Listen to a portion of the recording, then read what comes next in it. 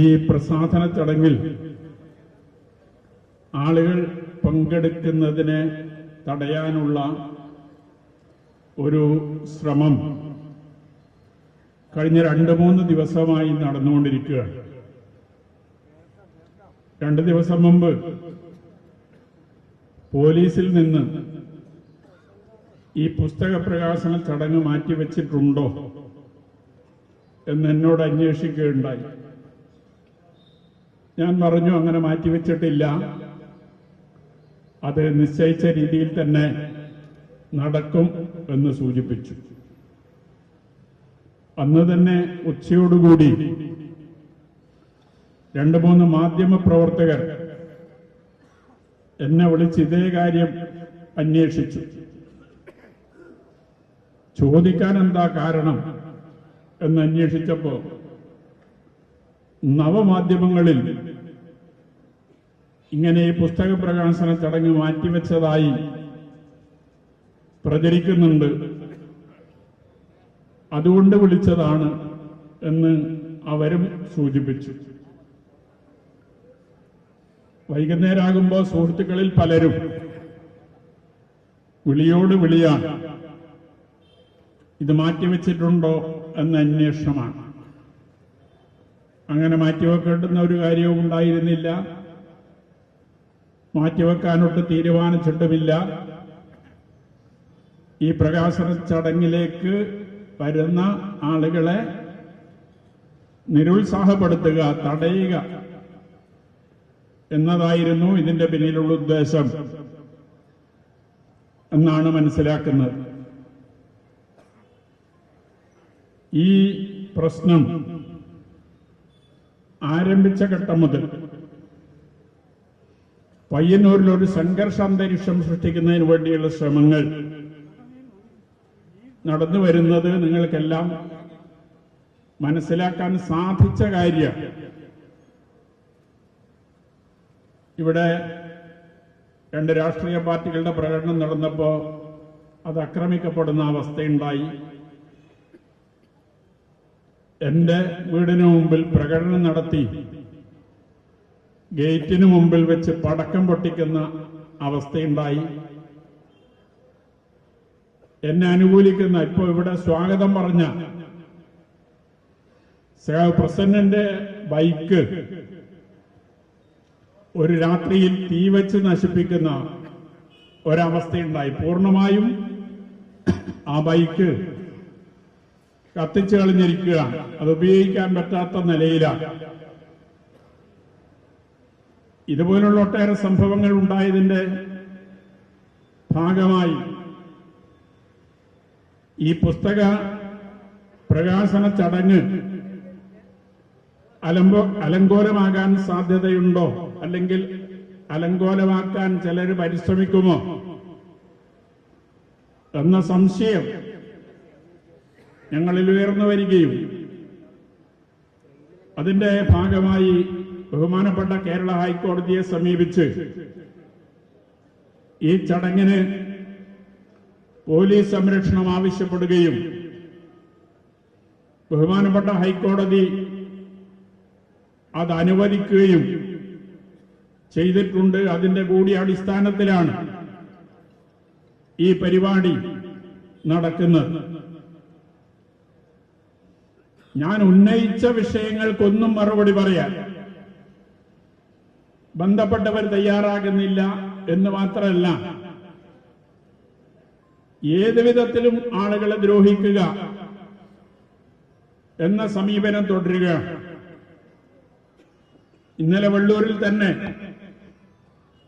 മറ്റൊരു സംഭവം നടക്കുകയുണ്ടായി. വെള്ളൂരിലെ പ്രധാനപ്പെട്ട നാടക പ്രവർത്തകനും ഫോട്ടോഗ്രാഫറുമായ സർഗം ദാമുവിന്റെ കുറെ ഫോട്ടോകൾ ഉൾപ്പെടുത്തിക്കൊണ്ട് കൊട്ടണശ്ശേരി ഉത്സവ സ്ഥലത്ത് ഡിവൈഎഫ്ഐയുടെ വെള്ളൂർ നോർത്ത് മേഖലാ കമ്മിറ്റി ഒരു ഫോട്ടോ പ്രദർശനം സംഘടിപ്പിച്ചിരുന്നു. ഇന്നലെ പകൽ കോറത്തുള്ള ഒരു നോവലിസ്റ്റാണ് അതിന്റെ ഉദ്ഘാടനം നിർവഹിച്ചത്.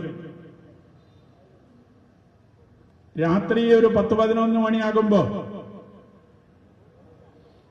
ഉത്തരവാദപ്പെട്ട ചില ആളുകൾ പോയി, ഇത് നടത്താൻ പറ്റില്ല, ഈ ഫോട്ടോ പ്രദർശനം നടത്താൻ പറ്റില്ല.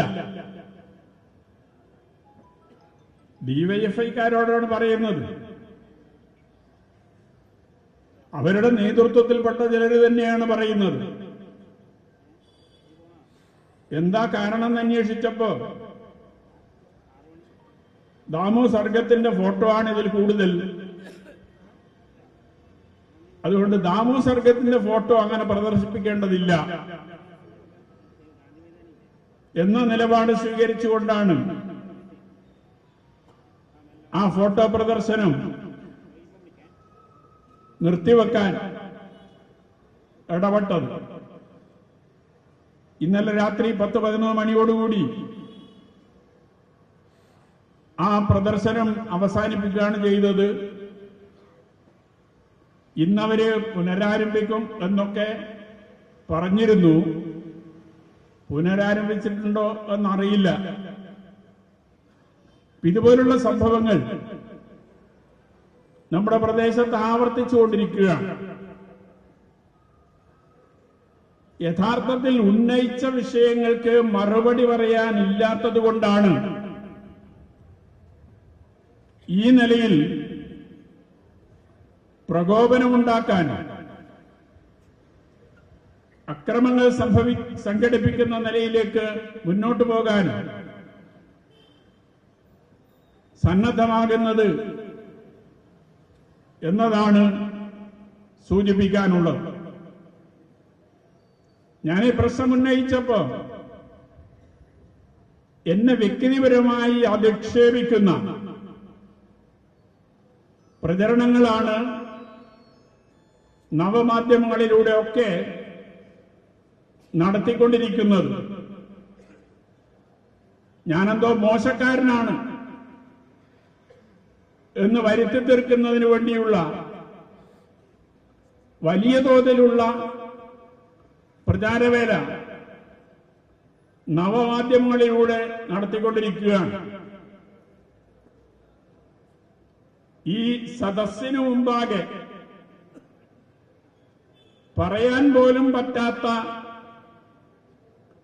വാക്കുകൾ ഉപയോഗിച്ചുകൊണ്ടുള്ള അശ്ലീല സന്ദേശങ്ങളടക്കം